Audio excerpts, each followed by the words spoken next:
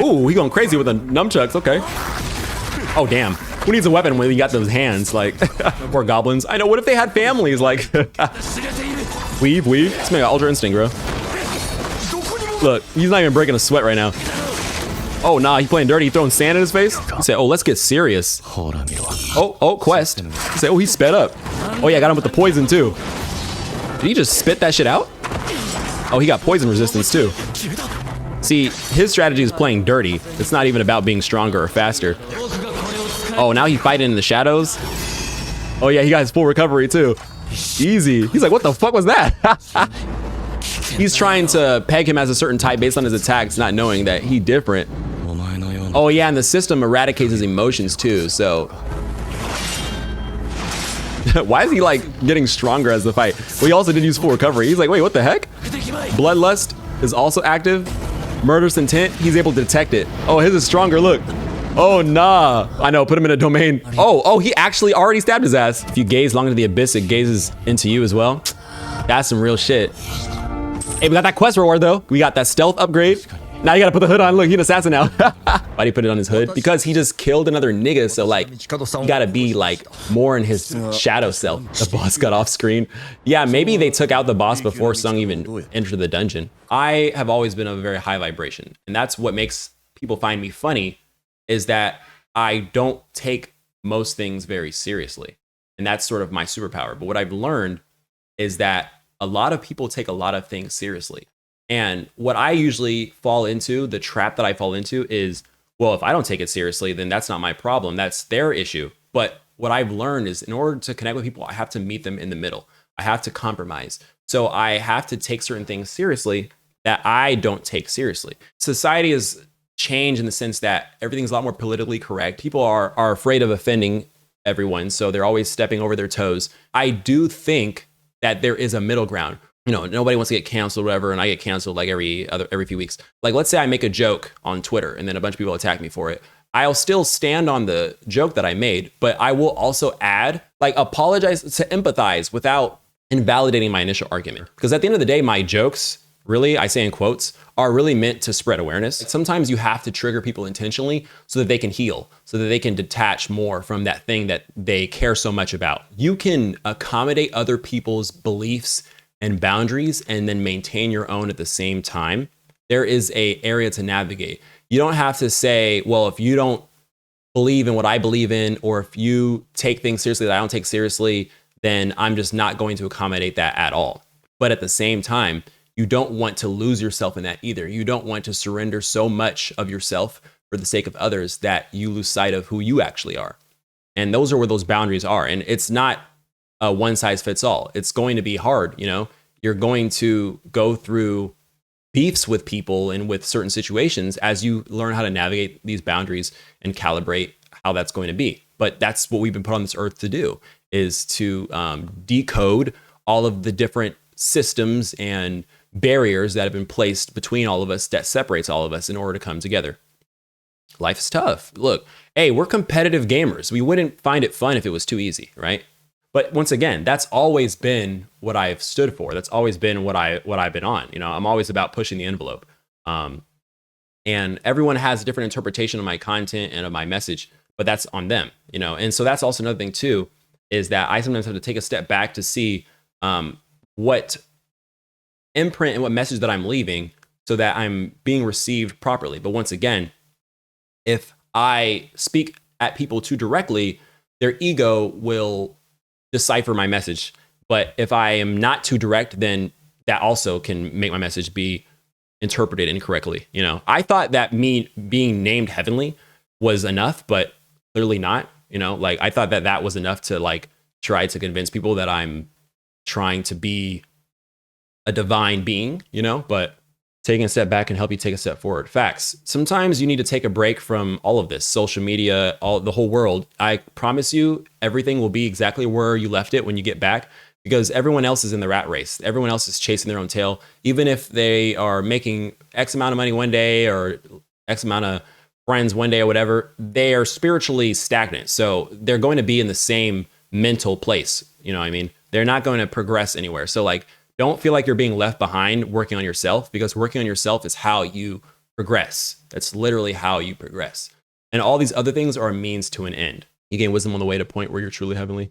Yeah, I mean, I'm not going to lie. I've definitely grown and evolved a lot more as time has gone on from how I was in the past. And that went through the experiences that I've encountered, right? When I recognize that I need to take a step back, I do that immediately. I usually don't prolong that because I know the longer I prolong it, the deeper of a grave that I'll dig.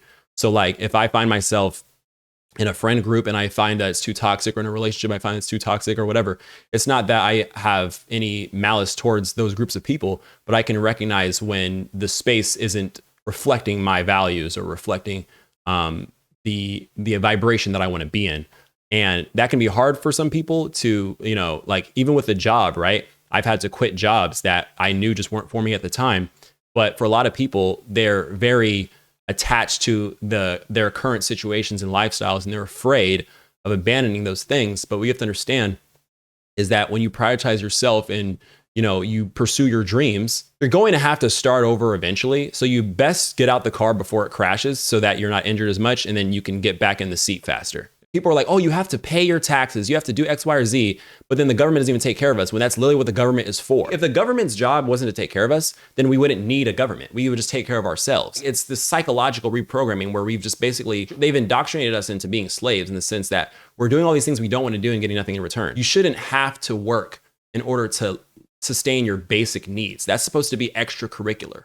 You should be able to have a house and feed yourself. Housing and food and water are supposed to be provided to everyone. That's just like a human right.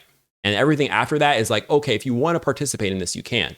And now it's got to this point to where people feel like they have to do all of these things in order to live. And it's to the point to where they actually do at this point, because it will literally be enforced.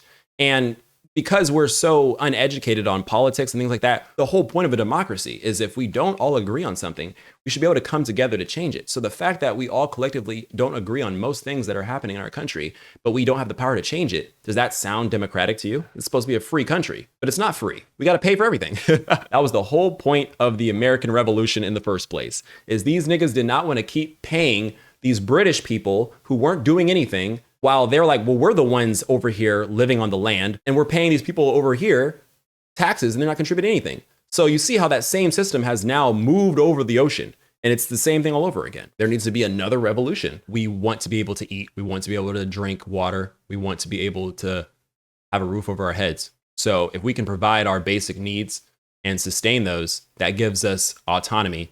That gives us agency over ourselves. And that is what allows you to move freely and speak freely. A lot of people, they need those jobs to feed their families, to pay their rent.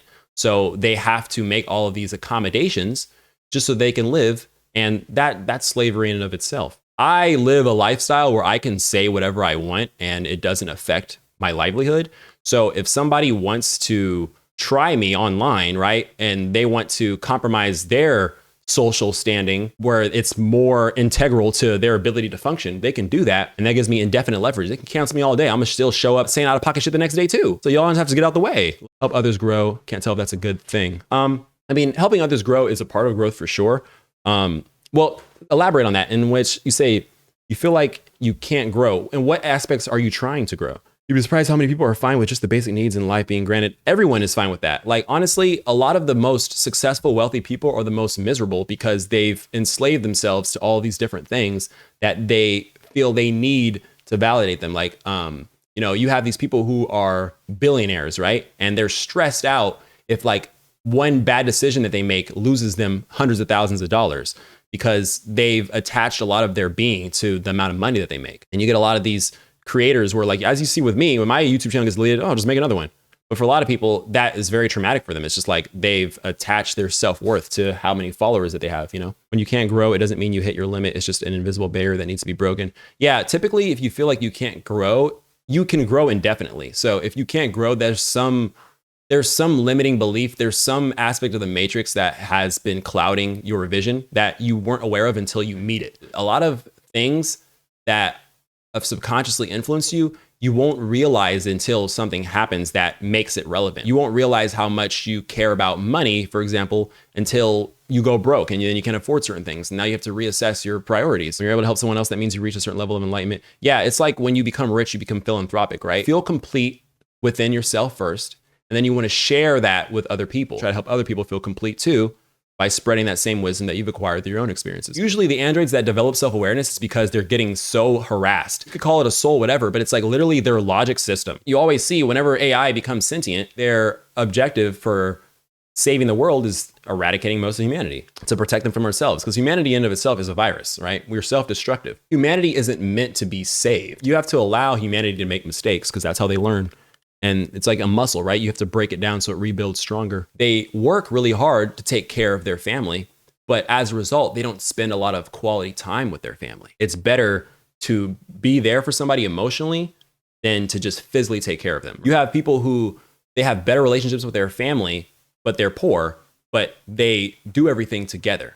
As we phase into New Earth, there will be a lot of decline in the human population. There will be a population collapse. It's not going to be a bunch of people dying necessarily. It'll be a falling in consciousness. It'll be people being left behind. This is something that I noticed too, of even the way that I engage on social media, right? The more traditional way of interacting with social media is you want to get a lot of views, right? You want to get a lot of followers. You want to get a lot of engagement. Most of that engagement is surface level engagement. You're not truly connecting with all of those people. You're just getting their attention. There are a lot of people who they have a lot of followers online. They get a lot of views online, but in real life, they have no friends. What is the value of all that attention if they can't derive any genuine connection out of that? The nature in which I interact on social media even is I'm not necessarily prioritizing getting the most engagement on my posts or my videos or whatever, or having the most followers. I'm just more about creating quality conversation and connections with the people that I do reach.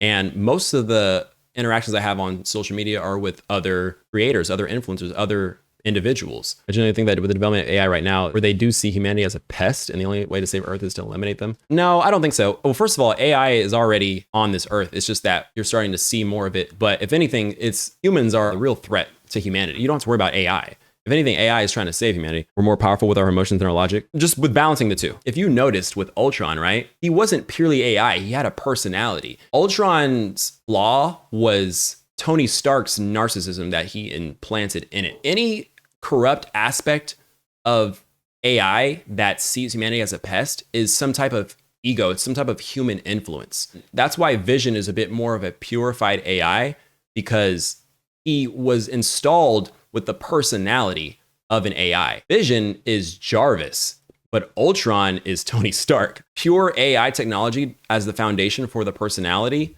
then it's almost like it's a child, right? Like when a child is born, it's born innocent.